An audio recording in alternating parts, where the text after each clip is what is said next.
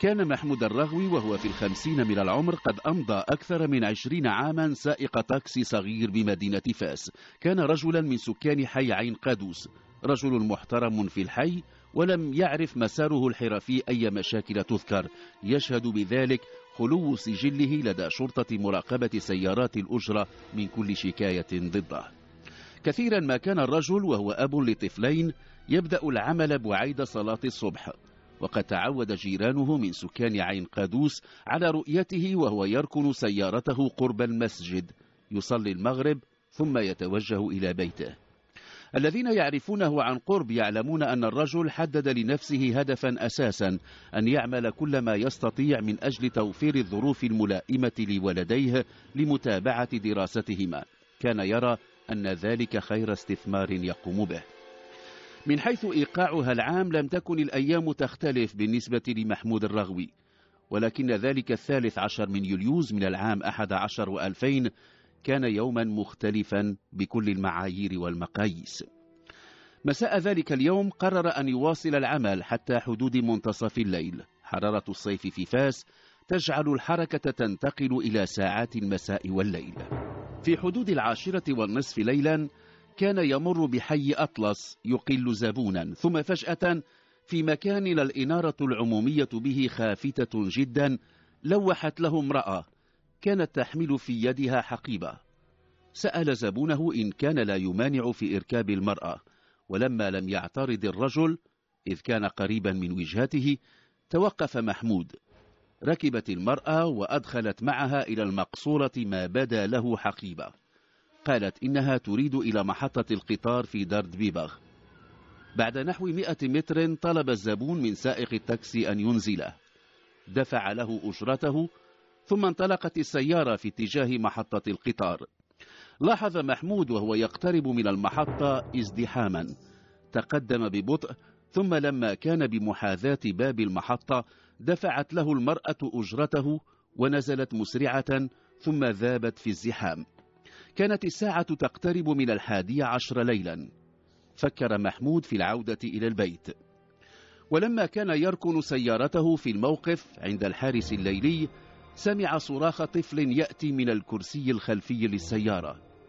نزل وفتح الباب الخلفي. على الأرضية وراء كرسي السائق اكتشف تلك الحقيبة التي لمحها بيد المرأة لما استوقفته في حي أطلس. كان في الحقيبة رضيع. لما نظر إليه قدر أن يكون ولد في يومه ذاك وعلى أبعد تقدير قبل يومين. وقف محمود حائرا، ما الذي سيفعله؟ هل سيتوجه بالرضيع إلى مركز الشرطة؟ إذا فعل فقد يمضي ما بقي من الليل وحتى الصباح بين سين وجيم. هل يحمله إلى دار الأطفال المتخلى عنهم؟ رأى أنه إذا فعل فسيكون عليه أن يدلي بهويته، وسوف لن يختلف الأمر عما إذا حمل الرضيع إلى مركز الشرطة. لم يبقى أمام الرجل سوى حل وحيد، أن يحمله معه إلى البيت، فربما عادت المرأة لتبحث عنه. كان ينوي أن يتدارس مع زوجته إمكانية اتخاذه ولدا. لما وصل إلى البيت عاينت زوجته المولود، ثم بعد أن كشفت عنه تبين لها أنها أنثى. لما قالت لمحمود إنها أنثى لم يخفي الرجل فرحته، اقترح تبنيها وذكر زوجته التي لم ترزق سوى ذكرين بأمنيتها في أن تكون لها بنت. كان يتوقع أن امرأته ستفرح بالعرض، ولكنها اشتعلت غضبا فجأة، راحت تتهمه بما لم يكن يخطر له على بال. قالت وهي تصرخ في وجهه إن الطفلة له وولدت له من عشيقة. كان صراخها ممزوجا بشتائم شتى. في تلك الليلة لم يذق طعم النوم، ظلت تنتحب وتشتم.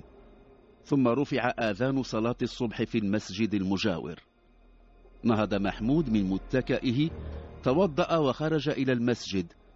دعا الله أن يفرج كربته وأن يظهر براءته مما تتهمه به امرأته.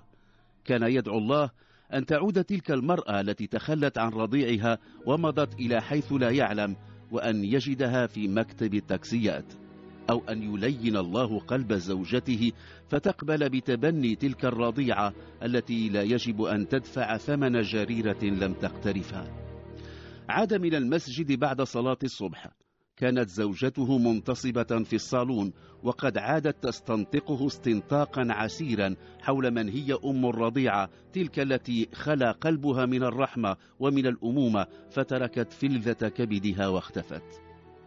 بدا لمحمود أن يقترح على زوجته حلا، ظن أنه سيخرسها وسيكف عنه اتهاماتها. اقترح عليها أن يعمد إلى تحليل مخبري لعينة من دمه وعينة من دم الرضيعة حتى يثبت لها أنها ليست له. في الحقيقة فاجأه أن زوجته وافقت، وقالت له أن يمضي على الفور إلى المختبر. لم يكن لديه مجال للتراجع أو التسويف. حمل الرضيعة وجاءت زوجته تتبعه إلى موقف السيارات. ركبت في الكرسي الخلفي حتى تؤكد له أنها ما زالت غاضبة. وضع الرضيعة على الأرضية في المكان المجاور للسائق. بعد دقائق كانوا في طليعة زبناء المختبر. أخذت عينة الدم، ولكنهما أخبر أن نتائج التحليل لن تعرف إلا بعد 3 أيام. كان محمود موقنا تماما أن نتائج التحليلات المخبرية ستثبت براءته، ولذلك وهما في طريق العودة إلى البيت طلب من زوجته أن تكف عن كل حديث في شأن الرضيعة وأن تتولى إطعامها لوجه الله. كان نوعا من وقف إطلاق النار تمكن محمود من إحرازه. يومها قرر أن ينام ما بقي من الصباح وأن لا يعمل إلا بعد صلاة الظهر.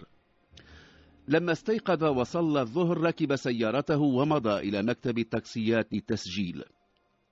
وبينما هو متوجه إلى المكتب لمح امرأة تراقبه، بدت له تشبه تلك التي تركت الرضيعة في سيارته، ولكنه لم يجرؤ على الحديث إليها. ولما أتم إجراءات التسجيل غادر. في اليوم التالي رأى المرأة ذاتها تراقبه بينما كان يركن سيارته أمام مسجد التجمعتي. دخل المسجد لصلاة العصر، ولما خرج وبينما كان يهم بامتطاء سيارته اقتربت منه المرأة الشابة. ركبت، ولما تحركت السيارة طلبت منه أن يأخذها إلى حيث توجد مولودتها، تلك التي خلفتها في سيارته قبل يومين. نظر في المرآة، كانت المرأة تبدو محرجة، احمرت وجنتاها وبدأت تدمع مقلتاها. بعد مسافة توقف محمود في ظل شجرة على جانب الطريق. استدار إليها، وبعد لحظات أمعن خلالها إليها النظر قال لها أن تحكي له قصتها. ما حدث لها حدث لشابات كثيرات قبلها، وقد يحدث لأخريات. تعرفت إلى شاب وتعلقت به، وبدا هو أيضا متعلقا بها، ثم في يوم من الأيام استسلمت له. ولما أيقنت أنها حامل رجته أن يعجل بتسوية الوضع وأن يعقد قرانه عليها، ولكنه رفض. كانت الفتاة تخشى الفضيحة. توجهت إلى صفرو حيث آوتها إحدى قريباتها إلى أن وضعت حملها. قالت له إنها وضعت يوما قبل أن تتخلى عن وليدتها في سيارته. كانت تريد أن تغادر بعيدا عن فاس وعن كل الوجوه التي تعرفها. كان محمود يصغي إليها في صمت. كان يعلم أن نتيجة التحليلات المخبرية ستظهر في الغد، ولذلك لم يكن يرغب في تسليم الرضيعة إلى أمها قبل أن يثبت لزوجته أنه بريء. طلب من المرأة الشابة وقد علم أن اسمها فريدة أن تعود إليه بعد 3 أيام. طمأنها بأن الرضيعة في بيته وأنها تحظى بالعناية اللازمة. رفضت فريدة أن تدله على مكان إقامتها، وسلمته رقم هاتفها وتواعد على اللقاء بعد 3 أيام. في الغد توجه محمود إلى مركز التحليلات الطبية. أبلغ بأن الرضيعة ليست من صلبه. كان الصيدلي قد علم بقصته، وحتى يؤكد له أن نتائج التحليلات جازمة قاطعة أضاف له بأنه في كل الأحوال لا يمكن أن ينجب لأنه عقيم. لم يستوعب محمود ما قاله الصيدلي. هل يعقل أن يكون عقيما وله ولدان؟ أحس بدوار وصداع شديد، ثم وقع على الأرض مغشيا عليه. لما أفاق أكد له الصيدلي أنه موقن من صحة نتيجة التحليل. اقترح عليه تحليلا مضادا. مساء ذلك اليوم كانت النتيجة تؤكد أنه عقيم. اقتنع محمود بأن وراء الأمر خيانة، وأن زوجته تتخذ خليلا، وأنها حملت منه ونسبت إليه الولدين. في تلك الليلة سيناريوهات كثيرة دارت في ذهنه. فكر أولا في قتلها وقتل الولدين ثم الانتحار، ولكنه تراجع. استقر رأيه في الأخير على أن يختفي فجأة وأن لا يترك دليلا يقود إليه. اتصل بفريدة وحدد لها موعدا للقاء في مقهى معروف. لم تكن المرأة التائهة الحائرة تتوقع أن يخطبها ويعرض عليها اتخاذ رضيعتها ابنة له. لم يكن يريد النبش في من يكون عشيق زوجته الخائنة. كان يريد الرحيل بعد يومين، وبينما كانت زوجته